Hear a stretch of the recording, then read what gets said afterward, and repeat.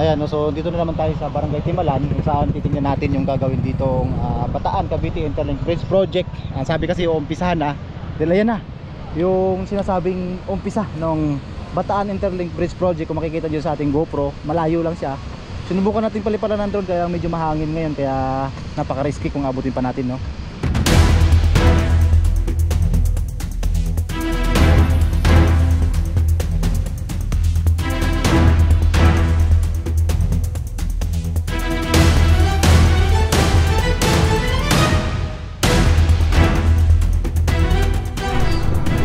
Ayan, so dito tayo, SM Dasma. So on the way pa rin yung construction dito. Hindi natin alam kung anong gagawin dito. Ayan, so gagawin ba nila ng flyover to dito o anong plano dito? So nagdudulot ng matinding traffic yung construction na to, pero siguro naman pag natapos ito magiging okay na, no? Magiging maluwag na dito.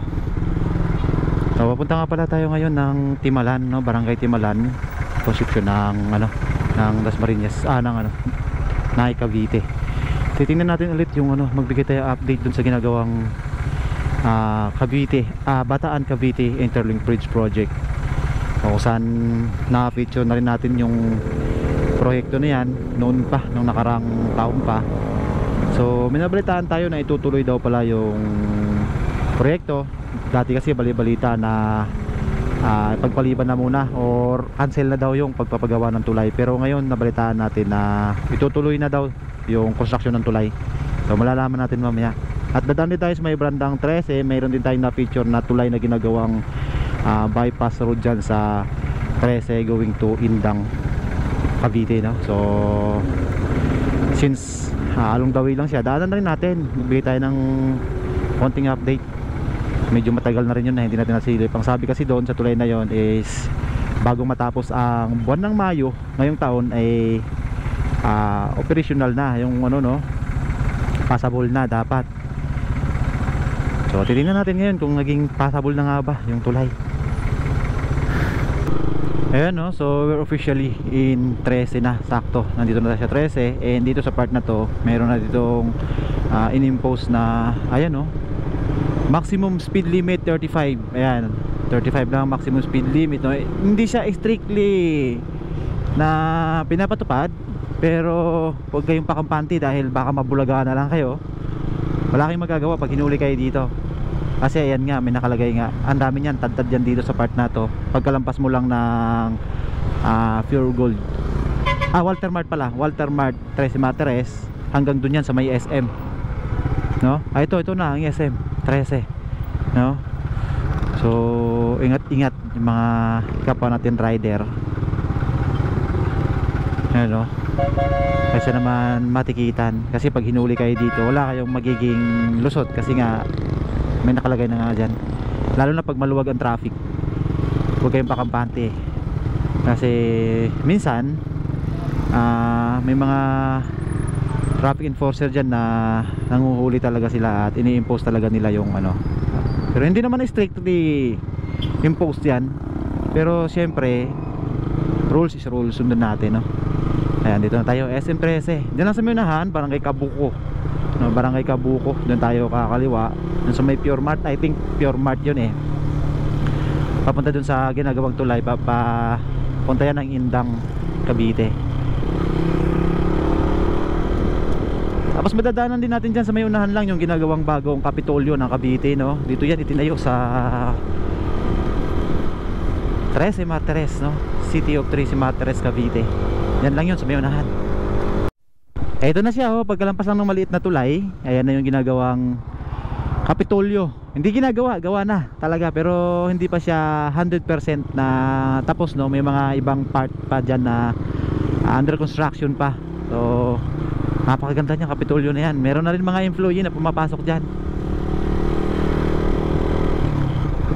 Ayan, one time nakapasok ako dyan, pero hanggang dyan lang sa bungad, sa may pinakalabi. Hindi ako nakapasok sa loob, no? So next time siguro puntahan natin sa loob. At meron na rin tayong vlog dito na feature na natin sa ating vlog to nung nakaraang pinuntahan natin yung tulay na ginagawa dyan sa may Barangay Kabuko, no? So yan, the new Capitol building ng ano, probinsya ng Cavite. Napakalawak niya, napakalaki. Ganda oh. At may aerial view na rin tayo dyan, aerial shot tayo dyan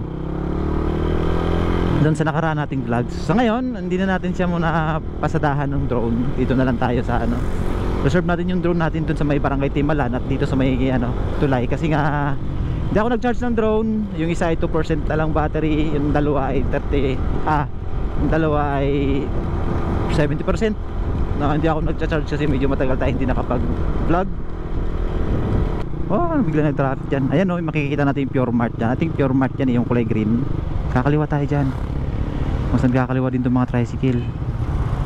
Yan. Yan naman sa kabila, dalawa yan eh. Ito yung pa 45 degree yung liko. Ayan, ay papunta ng barangay hall no, ng Kabuko. Dito tayo sa may ano, vulcanizing shop gilid na daan. Ito. Maliit lang yung entrance ng kalsada. Pero dun sa may unahan, malawak na to. Maganda pagkakagawa ng kalsada na to. So dito sa entrance medyo maliit lang kasi nga bahayan na to dito eh oh. Daming bahayan. Ayan, makikita natin dito. Pagbaba lang, paglampas natin dito sa may tulay na to, malawak na yan. Dito may mga basag na semento dito, bakuto dito eh. Ayan oh. I think lalawakan pa nila to, pero ano kayang gagawin nila sa mga bahay dun sa ano no, gilid ng kalsada? Siguro kibagin? Relocate o ano, bayaran, hindi natin alam. Ayan, ito yung tulay. Pakalawak na, 4 lanes na to oh. Tapos may mga sidewalk na rin sa gilid. Yun sa drainage oh. So ngayon, try natin kung makakapasok tayo or kung gawa na ba yung tulay. Kasi yung promise sa atin, yung nakausap natin yung, I think ano nata yun noon, wala pang tulay. Parang safety engineer yata yung nakakausap natin noon na Mayo daw ang project na ito ay dapat passable na. So what happened sa Mayo? Anong buwan na ngayon? October na. So wala na yung mga guard dito, wala na rin yung nagagawa. I think wala na yung dito mga heavy equipment. Di na muna. Tingnan nyo dito. Dito sila nakapwesto dati oh, yung mga guard. O dahil linggo ngayon. Pero sa tingin ko wala nang nagtatrabaho. Wala na rin nakalagay dito na nakalagay na ano, karatula na nakalagay, this is where your tax go. So ano nangyari? So actually itong baba nito is ilog no, magandang ilog na dinadayo dati, pinapaliguan. So ngayon sa pagdami na kasi ng mga residente diyan sa taas, may mga subdivision na dito na ginawa eh. So hindi na ganun kaganda yung water quality dito. So hindi ko naman sinabing pangit no, it's not bad but it is not good as the way before no, kung gaano kalinaw yan dati, kagandang paliguan. So ngayon hindi na, medyo hindi na talaga siya ganun kalinis. So ayan, ito papuntang Indang. Pero nagulat tayo dito sa ating nadatnan ngayon.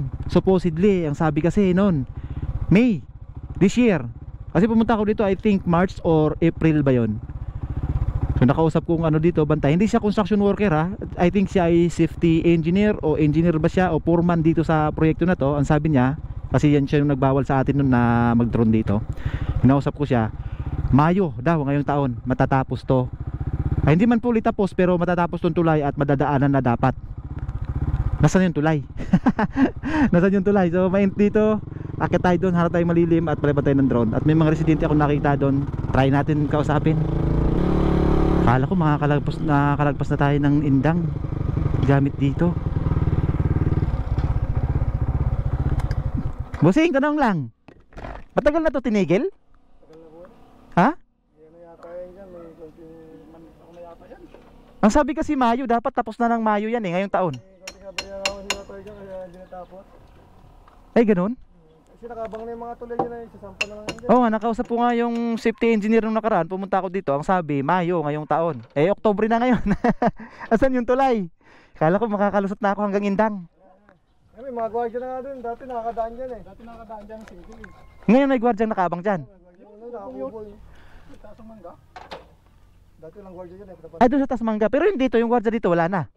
Wala dyan, wala. May nagbabantay dito nakabaraks dyan sa may kotseng pula dati. May parang kasi dyan dati, wala na. Wala na ngayon.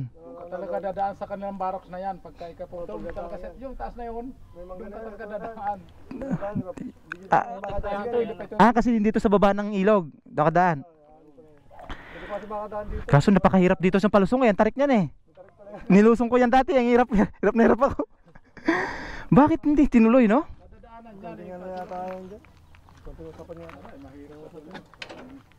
Pero ang alam ko, butas na yan hanggang ano, simentado na yan hanggang indang eh. Ito na lang tulay ang problema eh. Oh. Problema dyan. Hanggang palanggi na yan eh, Chris. Butas na dyan. Dumaan na kami dyan nung kami nakipagpula doon sa motor. Hindi kaya na ghost project na rin yung tulay? Parang nadali din na yung Nadali na rin? Bisita ni Marcos ano. Ang bihira. Shoutout sa inyo. Ayan, kulungan ng manok. Panabong. Sige po.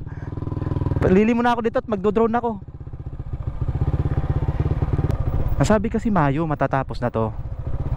Pero Oktobre na ngayon, which is supposedly naumpisa ng tulay. Pero nung pumunta ako dito noon, ganito talaga ang tulay. May daladalang airgun si tatay oh. Ganito talaga yung tulay. Ganito na talaga yan. Walang pinagbago simula nung pumunta tayo dito noon. Sabi kasi nung mga residente dito bawal daw dumaan dyan. Pero actually pwede pala. Dito ka lang dumaan sa may kalsada. Kasi yung access road dito, yung detour na ginawa na temporary road no. Dyan, may detour dyan, paakyat.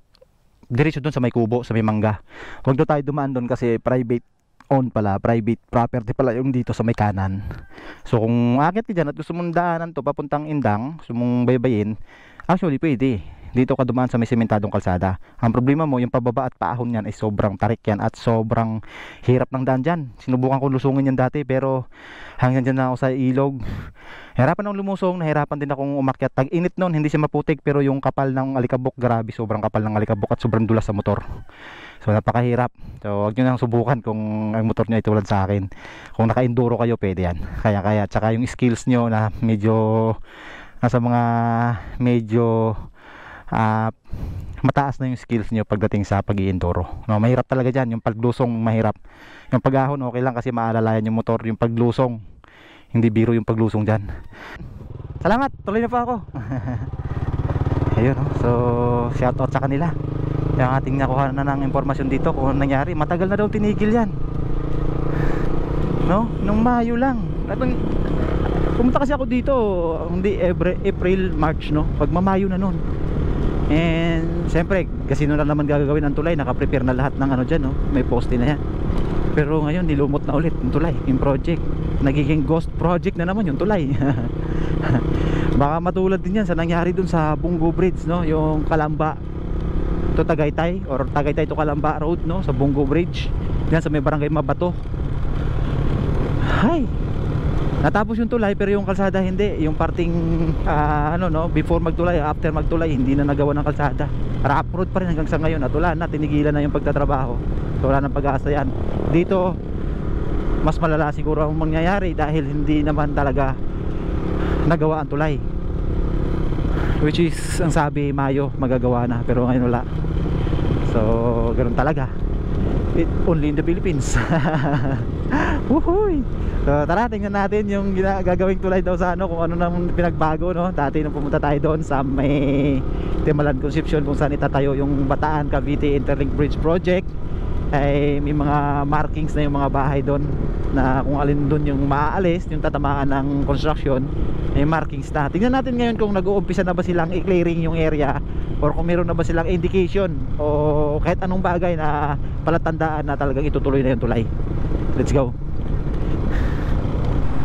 Ayan, so dito na tayo sa Naik, sa may junction, no? Pag ito Governor's Drive tong binaybay natin, pagka kumaliwa ka dyan is Governor's Drive yan papuntang Ternate Cavite, no? Kaibiang tunnel yan, dyan kadadaan.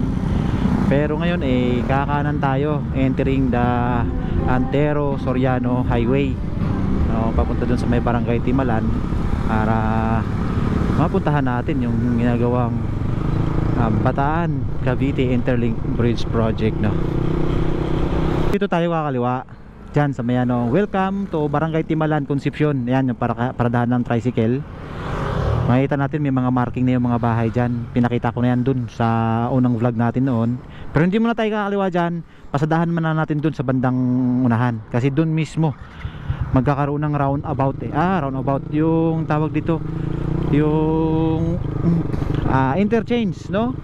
Papasok ng tulay. Ayan o, may nakalagay. Kita nyo ba yung sulat na pula?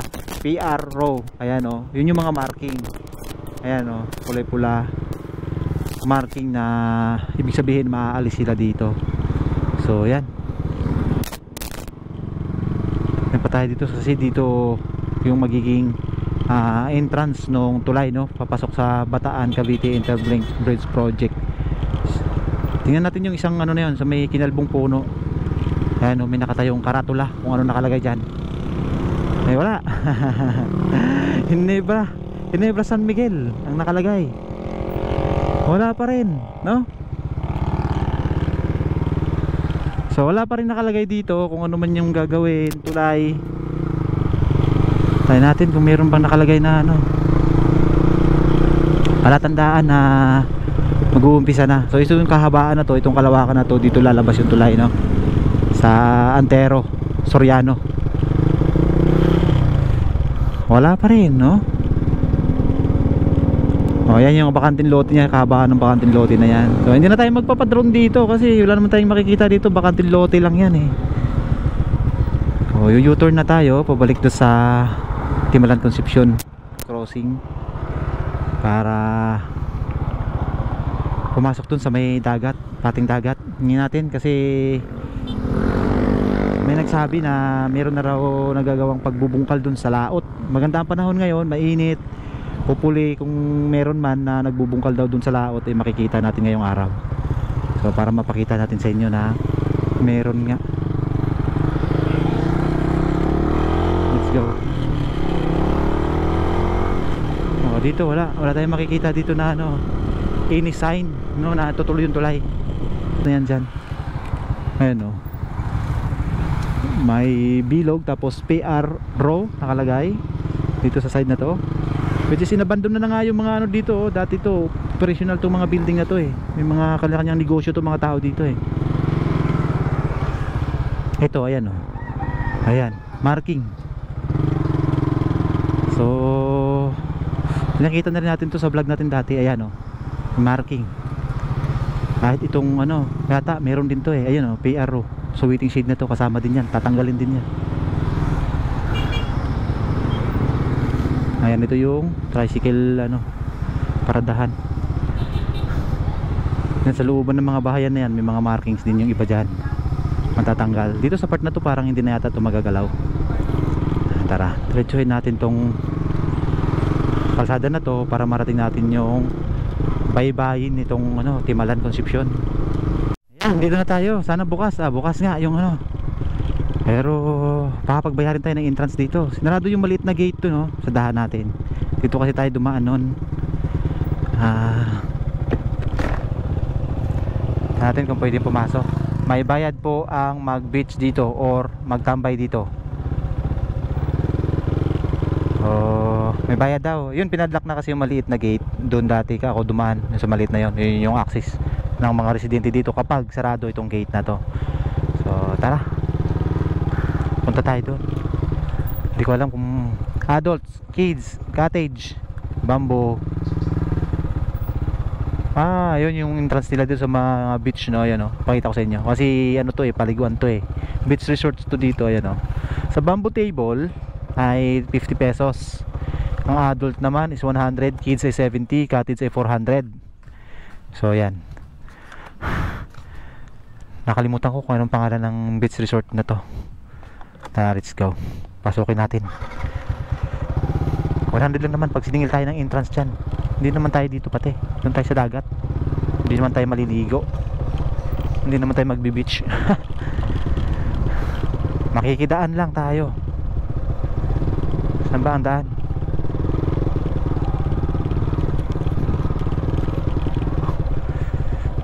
Dati dito ako dumaan sa may dagat. Hindi tayo dyan. So sana no, ito magawa ng lalim. Muntik pa tayong tumumba. Ang lalim di ka, ano ng motor natin. Lumalim yung buhangin dito.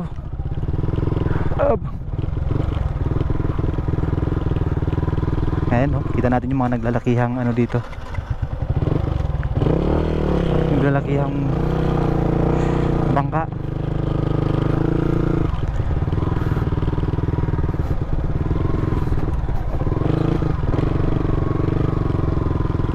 Nahihirapan yung motor natin. So wala pa rin nangyayari dito.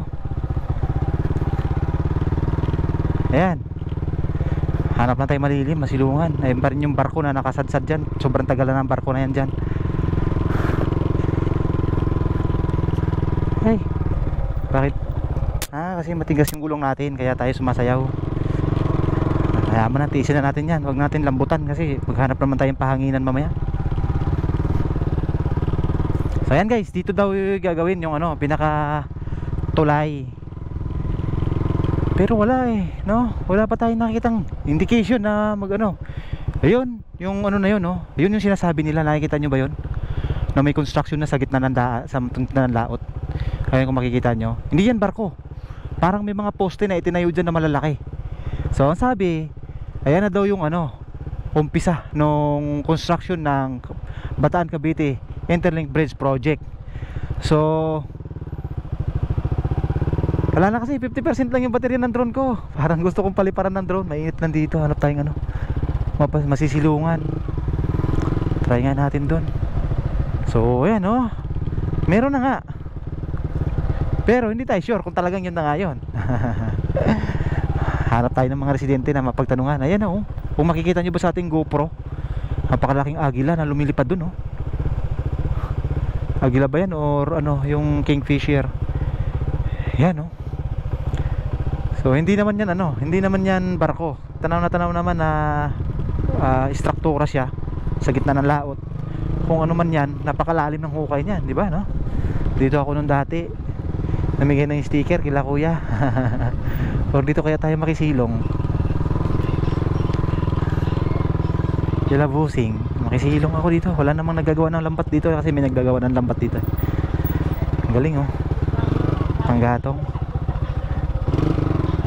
Kuya, makisilong lang ha. Ano yung building dyan sa laot?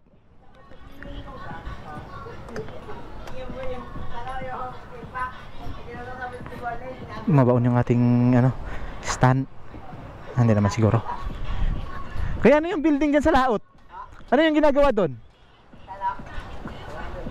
Yung sa gitna ng dagat. Ayan na ba yung umpisa ng tulay? Ay, hindi, yung sa ano yan? Sa JT. JT? Gasolinahan. Gasolinahan. Akala ko yun na yung gagawing tulay na mula Bataan hanggang pamula punta dito. Hindi pala yan.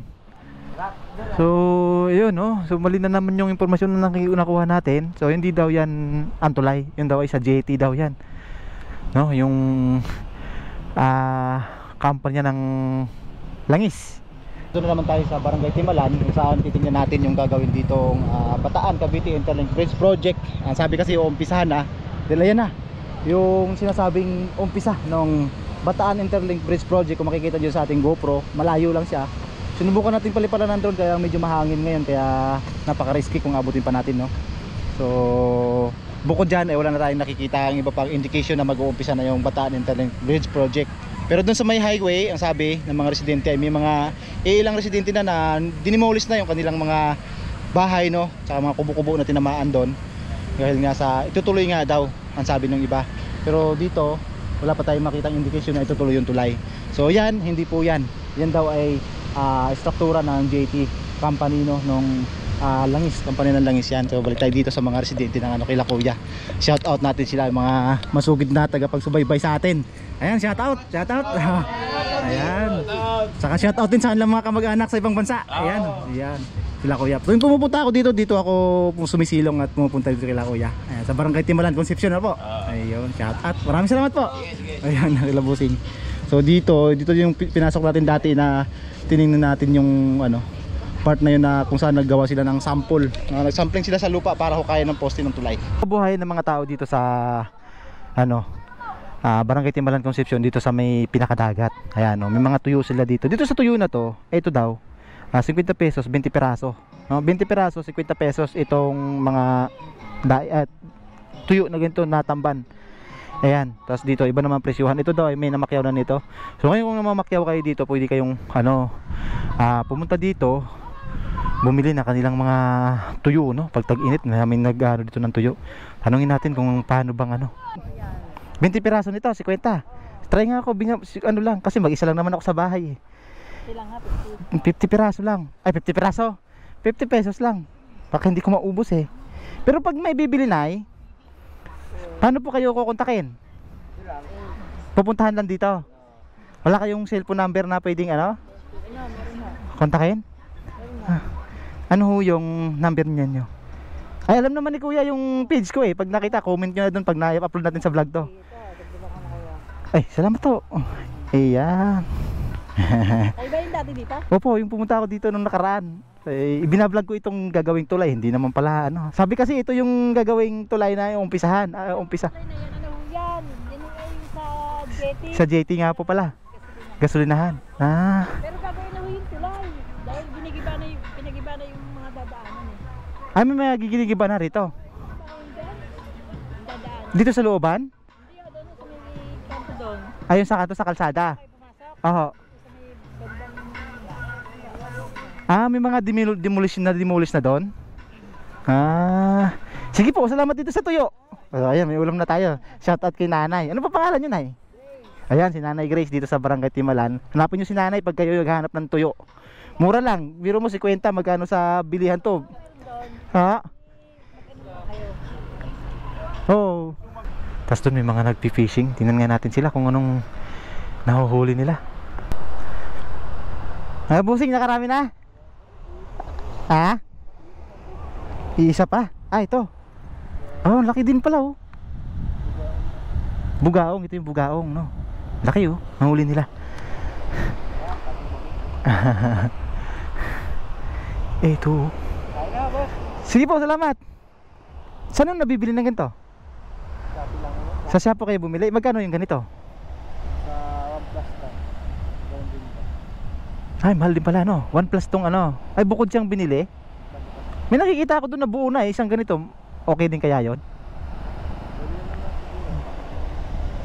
Parang gusto kong mag-try ng ganyan, no? Parang sarap libangan. Nalibang ka na, may pangulam ka pa. Kung siswertehan ay may pambenta pa. Ayan. Sige po, salamat. Tuloy na tayo. Salamat po.